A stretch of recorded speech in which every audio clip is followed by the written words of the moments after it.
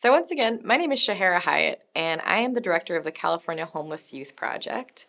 And our goal is to educate policymakers on the needs of young people experiencing homelessness. But I also have personal experience myself, not only with experiencing homelessness, but also as being a host home provider to a young person in crisis.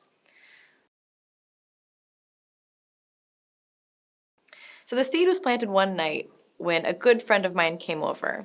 And she happened to be a street outreach worker at a local program that works with homeless youth here in Sacramento. And at the time, they had a drop-in center and a 6-bed emergency shelter for minors and a 6-bed transitional shelter or housing for young adults. But no one was more acutely aware of how much that did not meet the community need than somebody who was providing street outreach to young people who are currently living outside. So I mentioned to her one night when she was hanging out at my house that I often wondered if I could be doing more with my living room, which had double doors that closed to kind of create its own room space. And since I don't work directly with young people experiencing homelessness, I do more research and policy, I felt like maybe I could kind of step up to have this more personal relationship with a young person in need. So a couple of weeks later, I went to our local drop-in center, as I often do, to meet with young people there. And this time it was to talk about the Department of Justice had just released a statement saying that it's cruel and unusual to punish people for sleeping outside when they have no other options. And this is a big topic of discussion with young people experiencing homelessness, so I wanted to videotape their responses to this statement from the federal government. And that's where I met Mo, who was energetic and full of thoughts on the matter. And so first we talked about criminalization in our community, and then we talked about his hopes to get off the streets and go to college. And I told him, if you ever need any help with that, let me know. And he said, okay, and if you ever need any help with anything, let me know. And he and I just sort of had an instant connection. And for the next several weeks, it was then that I went back to start to lay the groundwork of becoming a host home with my partner by talking to him about that concept and talking to him about Mo specifically. And he was supportive but skeptical. He didn't know what it was like to be a homeless teenager and college student like I did. And he didn't really know what it was like to rely on a community outside of your own family to meet your most basic needs for food, clothing, and shelter. So I knew it would take some time, but we kept the conversations going until eventually I heard the magic words, I support you. So later on, when Mo got his GED, we had him over to our house for the first time for a pizza party to celebrate this amazing accomplishment. To be living outside as this young person was and to get your GED is overcoming a lot of huge obstacles. And so we wanted to celebrate and show that he had community, that people loved him and are proud of him by having him and this street outreach worker over to celebrate. And that night, things had gone well, and we asked if he wanted to stay the night. And Mo said yes. And then we later found out we both kind of turned our heads and cried because we knew it was sort of a big milestone and something that was going to change the nature of our relationship. Mo ended up living with me for about 4 months. And I'll talk more about what that experience was like as we continue to move forward. A host home is when a caregiver welcomes a young person into their home by providing them with a bedroom and support. Some host homes receive supportive services from a case manager, along with financial assistance. The range of host homes can really vary, anywhere from a respite model of lasting only a few days to something longer, like a full academic year, sometimes working with students, or somewhere in between. This, though, one of the defining features of a host home is that it's a voluntary arrangement between the young person and the host family, and that's sort of different sometimes than what we think of with foster care.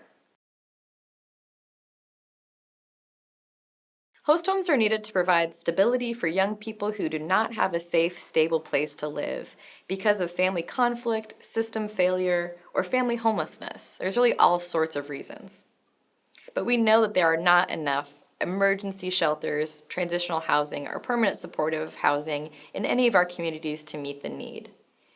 So this host homes can be a really positive alternative because they're low cost, They serve the young person in their community, and they provide a developmentally appropriate alternative to more institutionalized settings, right? You get to actually be in a home. A host family would typically complete an application with a host home program, undergo a background check, and meet and interview the potential youth, and receive training and ongoing support. The young person would typically be given a needs assessment, sign a participation contract, meet and interview the potential host family, and not be a danger to themselves or others. The youth and host family should be supported by the provider, but could have different points of contact. So the host family may speak directly to the program manager, while the young person may speak directly to the case manager, who both work together to help meet the needs of the family and young person.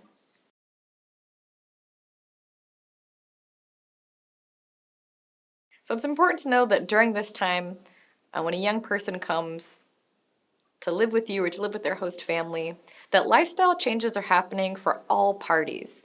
So baby steps are really important, I think, both for the family and for the young person themselves. I know that for me, when Mo first started staying with me, he slept on the floor with his shoes on. And it took a while for him to getting comfortable, really, and sleeping on the couch and really relaxing. Rapport building takes time, and that's really about trust, right? For so many of these young people, trust has been broken, often numerous times, even by people that are ostensibly there to support them. So I found that I really had to say a lot of things over and over again, like, take a banana, take a banana, take a banana, before I saw that Mo finally took a banana. Providing tangible support like food and shelter is the easy part. But fostering a healthy relationship, that's where the work comes in. So it's really important that as a host home, that host person not be a case manager, but instead be just a person, really be somebody who's there to connect. And getting comfortable takes time, I think, in order to do that. But we don't want to overly host, and we want to be available, but kind of keep our distance. I think for me, it was really important to let Mo maintain his motivation, his resilience, and his pride, and to know that my goals are not necessarily his goals, and that's not only okay, that's appropriate. Some of the ways that we worked together to build rapport were by having weekly dinners. We found that Mo and I both really like to cook, so we alternated weeks where I was the executive chef and he was the sous chef, and then he was the executive chef and I was a sous chef, and we would plan the meals, go shopping together, cook together, and eat together.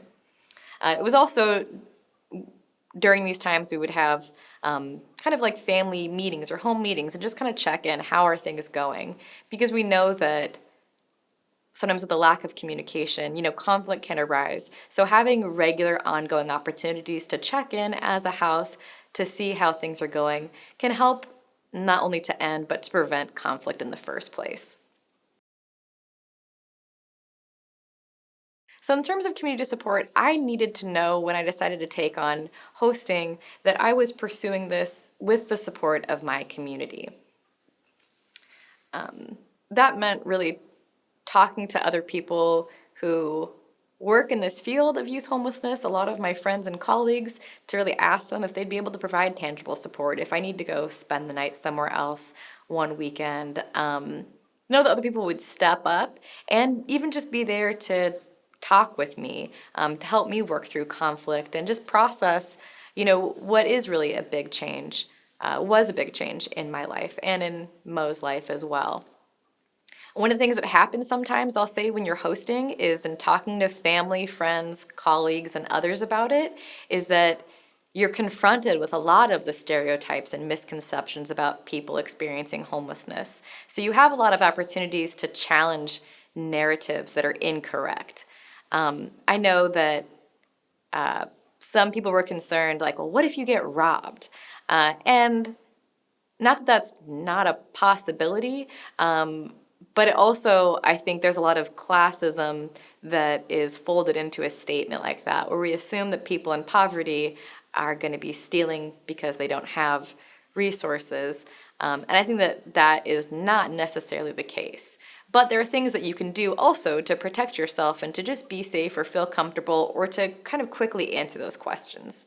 I know for me, I got renter's insurance for about $18 a month. And it was like, well, if that happens, it happens. And we'll do our best to prevent that from happening or to respond if it does. I've mentioned it before, but don't be a case manager, just be a person. Being a case manager will really fatigue the relationship. And it's important to know that everything is more complex than it seems on its face, and most of it is outside of your control, right? So for a young person who has had really such deep personal crisis to end up in a place where they're experiencing homelessness, it could mean there's a lot going on in terms of health, mental health, substance use, education, even criminal justice system.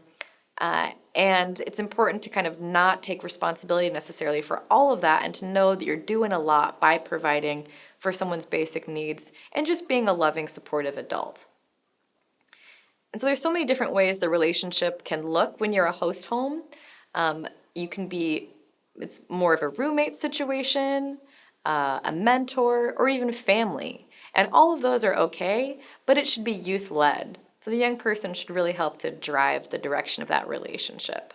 I know that in my case, we said I love you, and that was a thing that Mo prompted and that I felt comfortable with. And so we were able to have that kind of a dynamic. But that's not going to be right for everybody, and that's totally okay. It's important to respect their self-determination, like I mentioned, and know that people have all different kinds of reasons for living the way they do, but really they are the experts of their own lives. So we need to kind of, be good listeners, reduce our ego, and let people live.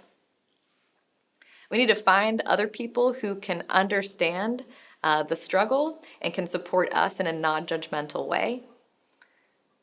And in the absence of community resources, I'll say that exit strategy is often the hardest part. So to make sure that as you're pursuing a host home opportunity, that planning around the next moves are happening really from the beginning so that they know where they'll end up after this host home program is over. So one of the most important things to remember is that you want to go from being a crash pad to a launching pad for this young person. And this is a great opportunity for you and a youth. So I wish you best of luck in your journey together.